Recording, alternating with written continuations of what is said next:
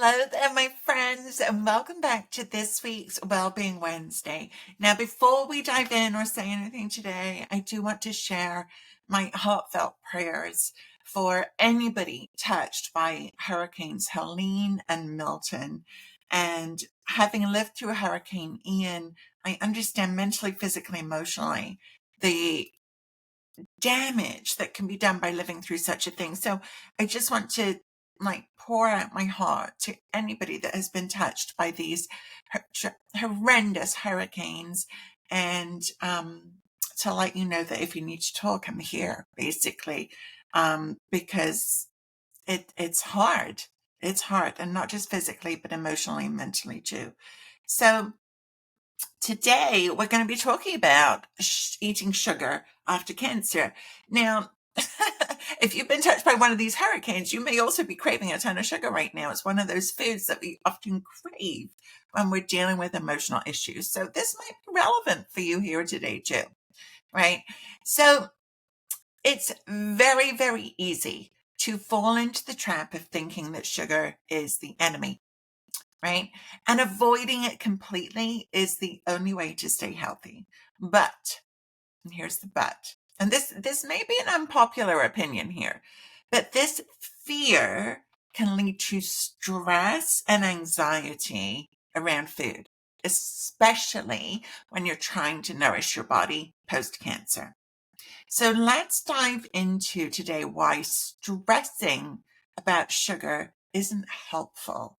And not only that, because I never like to leave you hanging, right? I'm going to be sharing how you can make more balanced and informed choices without letting fear take over. Right. There's a great quote. I don't have it with me today, but it's just popped into my head and I want to share it with you.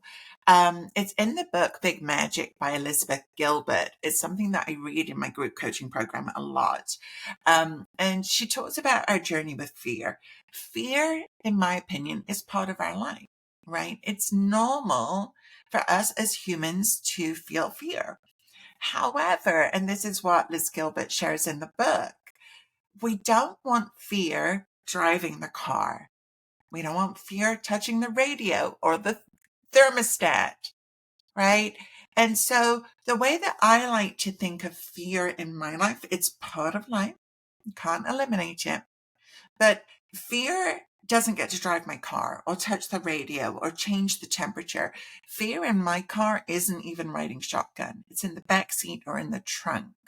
Okay, so I invite you to kind of think about this, perhaps to help shift your relationship with fear. And today we're talking about fear of eating sugar, right? So that we're not letting fear take over. We're not giving fear the wheel, guys.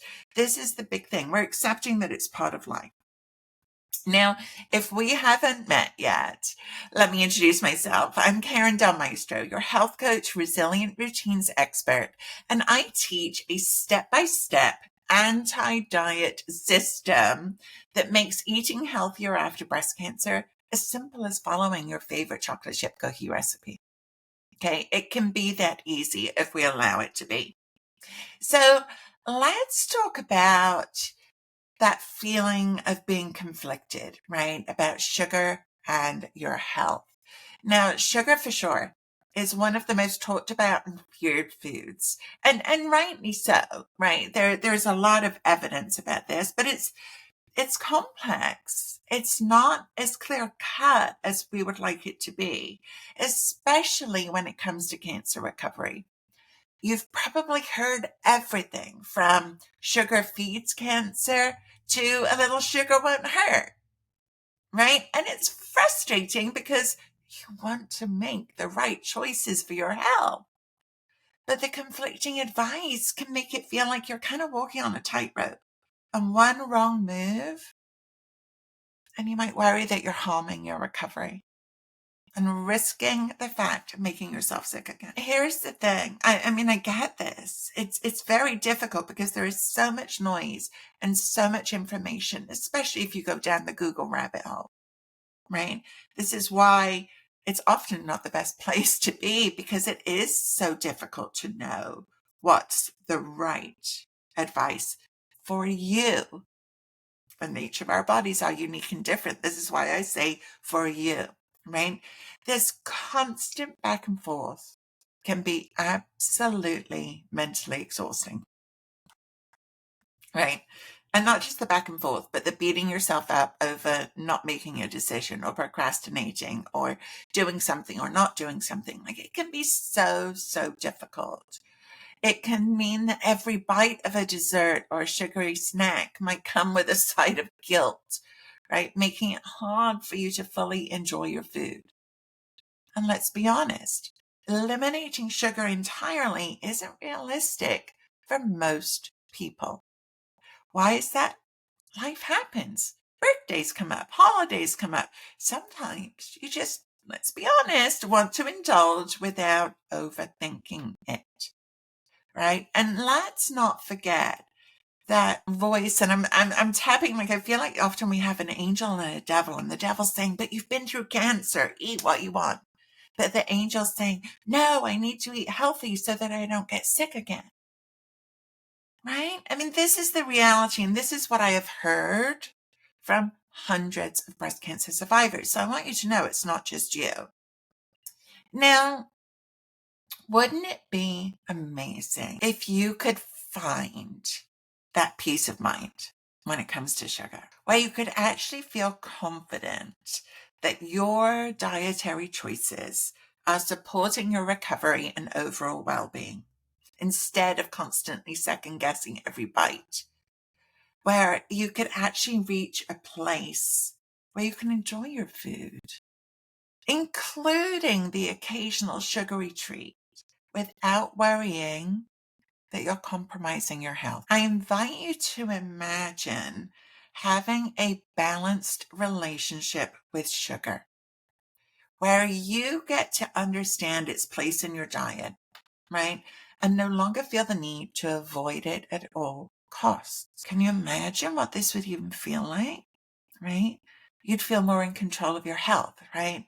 More relaxed around food and empowered to make choices that serve both your body and your happiness. And so let's talk about this fear, right, of sugar, especially, like I said, is after a cancer diagnosis. But this isn't exclusive to people that have been through cancer. Many of us, maybe you're pre-diabetic, maybe you're concerned about maintaining a healthy weight, right? This is relative for so many of us just existing in life today, right? And sugar is for sure something that we need to be more informed about so that we can make these empowered choices for ourselves.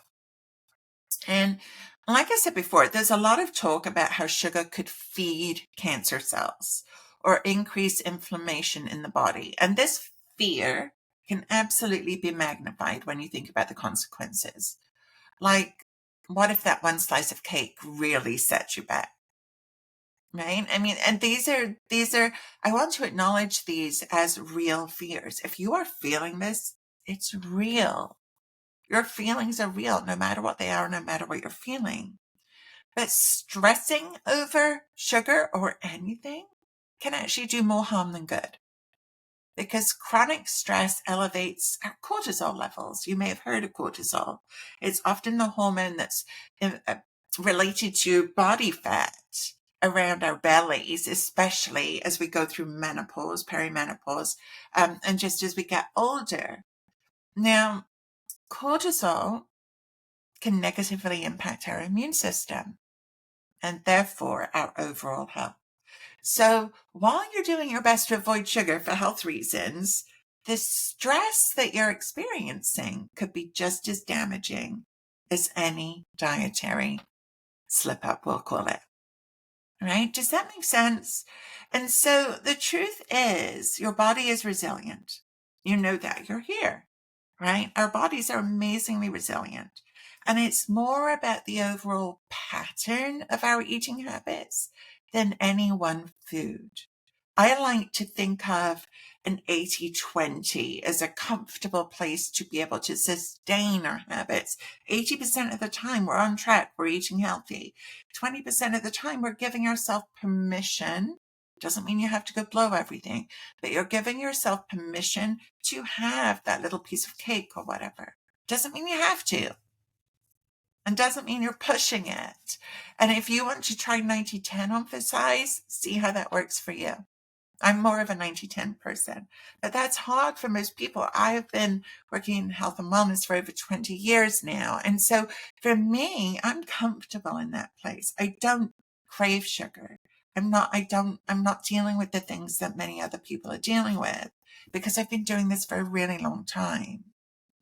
Now, and because of this, I know, and because of people that have been through my Resilient Routines program, I want you to know it's possible to enjoy sugar in moderation without putting your health at severe risk, as long as you are mindful about the balance and the moderation. And we could take it a step further and say the type of sugar matters too.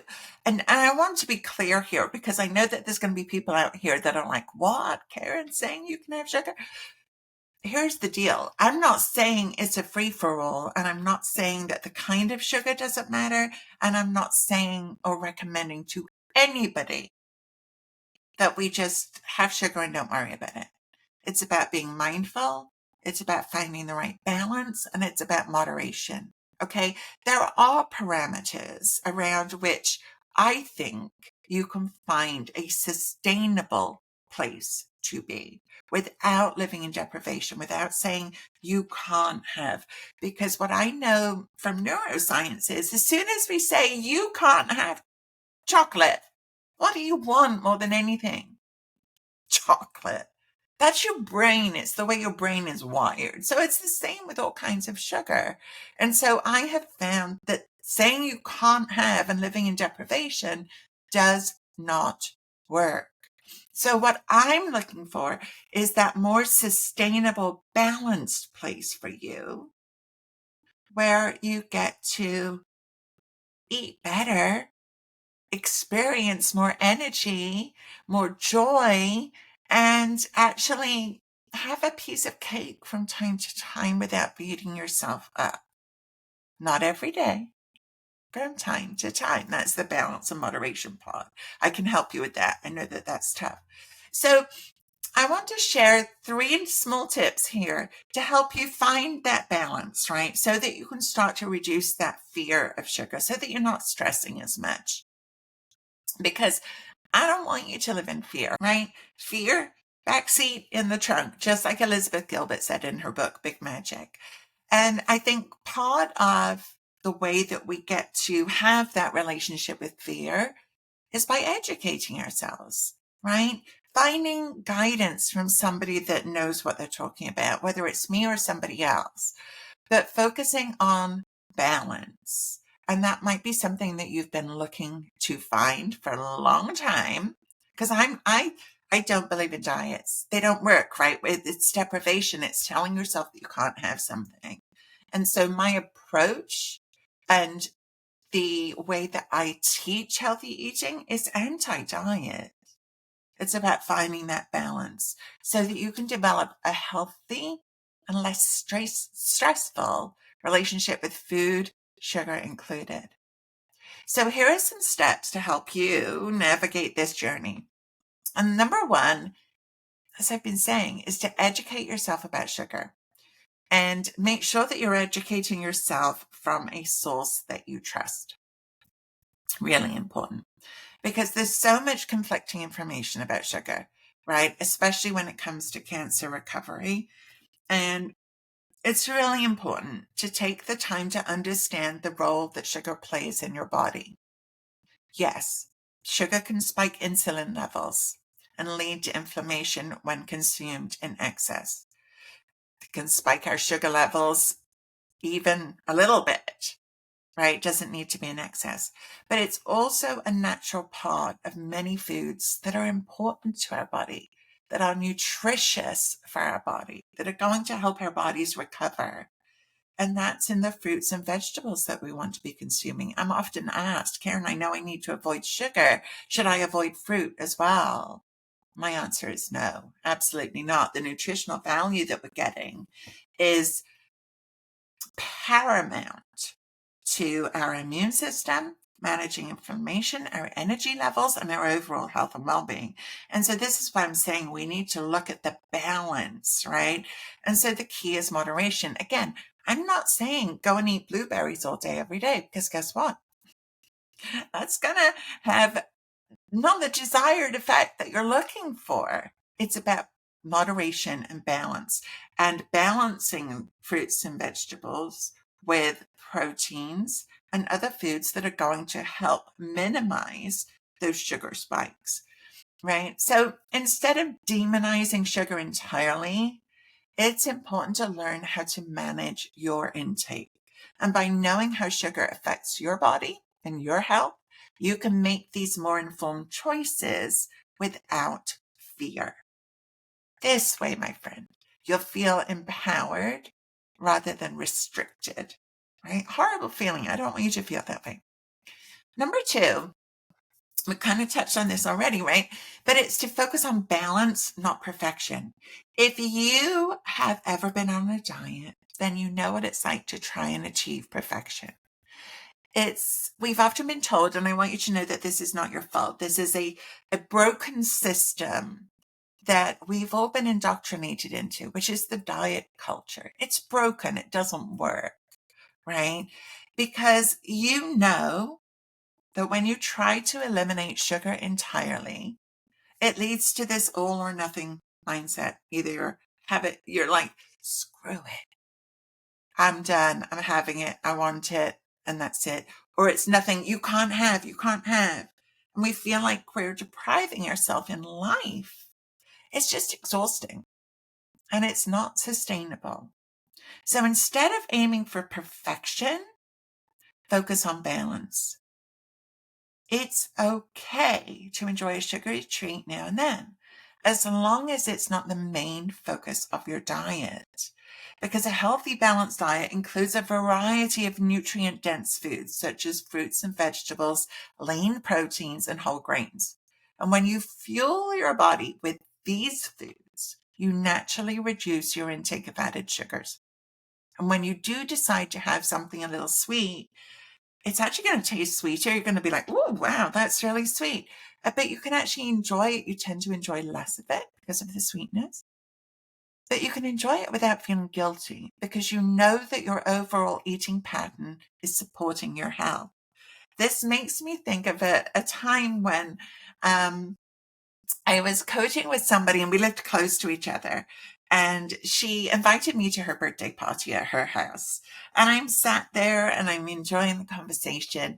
And in walks one of her friends with this plate loaded with beautiful cupcakes that she'd handmade for the birthday girl. And I guess the friend noticed me and didn't know me. And she said to the host, the birthday girl, "Who's that?" And she replied, "Oh, that's my health coach. That's Karen." And the friend naturally went to like hide the cupcakes, right? Like, oh, don't let her see what I just brought in. And the birthday girl took a cupcake and she turned to me and she just she went cheers with it kind of thing. And she's like, and she took a bite, and her friend and everybody else that was in the room at the same time, we were all in the kitchen, they all kind of, the jaws dropped. Like, what are you doing? You're eating a cupcake in front of your health coach. And I think that day, her doing that was such a beautiful demonstration of how far she had come in her own journey, to understand that it's your birthday, you can have a cupcake and you can enjoy it. And that day, her doing that impacted every other woman in that room. Because I am a coach that is not about deprivation. I am a coach that is about sustainable, balanced eating, healthy eating, right? And that doesn't mean that when it's your birthday, you can't have a cupcake. And so it's a story that I'll always remember because it spoke to how far she had come in her own relationship with food, but also to demonstrate to everybody else in the room that no, we don't have to like eliminate things completely, right? The big picture counts. It's not any single meal or any single dessert, But consistency is key. And by consistently choosing balance over restriction, you're actually setting yourself up for long-term success. I'm here for that. Sign me up for that, because I'm here for the long haul. I'm here for the long-term success. I do not believe in quick fixes. I have never seen them work in over 20 years. And so my approach is a little different for sure. But maybe it's resonating with you. Maybe you're like, wow, okay, I haven't tried that before. Maybe I need to try that. And I'll let you know how you can explore that further in just a few minutes.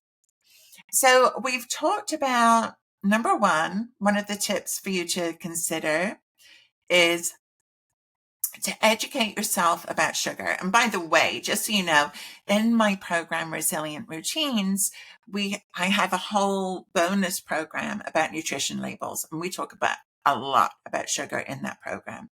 So I have some tools for you if that's something you're interested in. The second thing that we talked about today is focusing on balance, not perfection. One of my mantras is progress, not perfection. Right? Progress. Look at where you are today. What would be you having less sugar and doing that for a week, and then having less sugar for the following week? And I'm specifically talking added sugars. I'm not talking fruits and vegetables right now.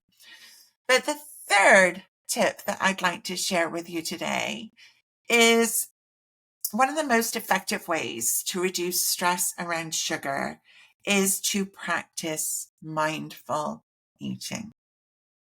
What do I mean by that? Mindful eating encourages you to slow down, to savor your food, to listen to your body's cues as to when it's actually full or getting full. Instead of, and this is so much, again, it's not your fault. So much of this is culture, right? Sitting and eating in front of the TV and just shoveling food, or sitting with a whole bag of candy instead of a little bit in a bowl. Because if we're sitting in front of the TV, or even if we're at a party and we're talking and there's nibbles there, and I'm so guilty of this, I have to be mindful. I have to walk away from a table. If we're at a party and there's a beautiful buffet, not so much sweet stuff for me, that's not so much my jam, but for me, chips and dip, ooh, I have to be mindful and walk away. Make a plate and walk away. And so this is something that often happens. But you may also notice, like on an evening, when you're done for the day and you finally get to sit down and maybe the house is quiet, that you might be reaching for sugary snacks out of habit. There might be emotions that you're not dealing with. Again, this is something that we talk about in Resilient Routines, of the emotional eating, the stress eating, and what's behind it, both nutritional deficiencies, hormonal issues, but also emotional, right? These are real things. So that when we do this, we can actually make more intentional choices about when and how to enjoy these sugary snacks. Okay. When you allow yourself to truly enjoy a sweet treat, right? When you give yourself permission. So for instance, for me, one of my favorite desserts is creme brulee. Now, my body doesn't do well with dairy, and I'm very mindful about the sugar that I eat. Now, creme brulee, as you may or may not know, is a custard. So it's made from, milk and cream and yumminess, and it's got and sugar, and it's got a hard sugary coat on top. So it's all the things that I know my body doesn't do well with. However, if we are at a good restaurant, and I didn't overindulge in my main course, and they have a creme brulee on the menu, I may order it. I don't always, but I may. Now, this is what I do. I will take one bite of it. If it's not good, then I don't do it. Then I'll just pass it around to somebody else at the table, or just leave it. If it's good, I'll eat it. And I will enjoy and savor every single bite of that soft, smooth, yummy custard and the sweetness because I truly enjoy it and I don't beat myself up afterwards.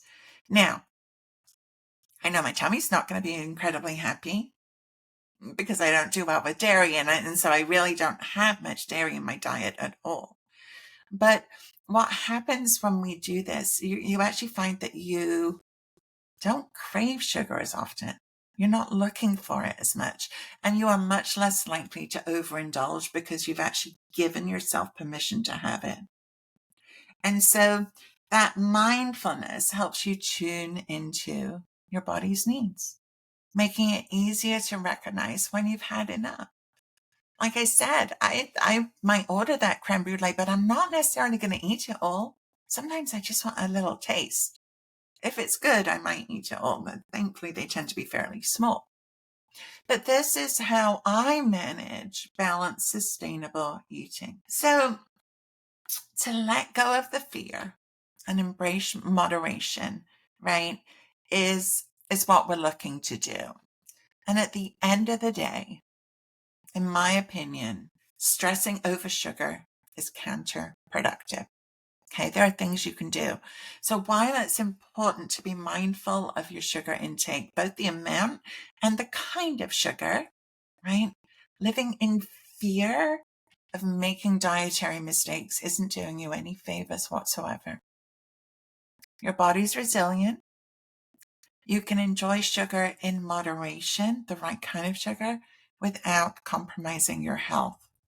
Again, these are very specific terms that I'm using here. I am not saying have at it by any means, but by educating yourself, seeking personalized guidance, really important because your medical history comes into play here big time. And focusing on balance, you'll develop a more relaxed, empowered relationship with food all over the place, not just sugar, right? The goal isn't to be perfect. It's to nourish your body and your mind in a way that supports both your physical and mental health and well-being. It's both. We are holistic beings, my friends, that these things matter. So for more tips on how to navigate healthy eating after breast cancer, make sure that you join my upcoming masterclass. From difficult to doable, 4 easy steps to start eating healthier after cancer. I want you to know that you've got this, right? And you don't have to go through this journey alone because I'm here to support you every single step of the way with realistic tips, not things where I'm going to tell you, you can't have this and you can't have that. The key for me is making this work for you in your lifestyle. So key. So key. So again, I'm Karen Del Maestro, your health coach, resilient routines expert, and I teach a step-by-step anti-diet system that makes eating healthier after cancer as simple as following your favorite chocolate chip cookie recipe. I've got you. And sign up for the masterclass. You'll find the link around this video wherever you're watching. And I will see you next Wednesday for our regular spot for Wellbeing Wednesdays. Thank you so much for joining me, and I can't wait to see your name pop up in my email as you register for the masterclass. I'll see you there, my friend. Bye for now.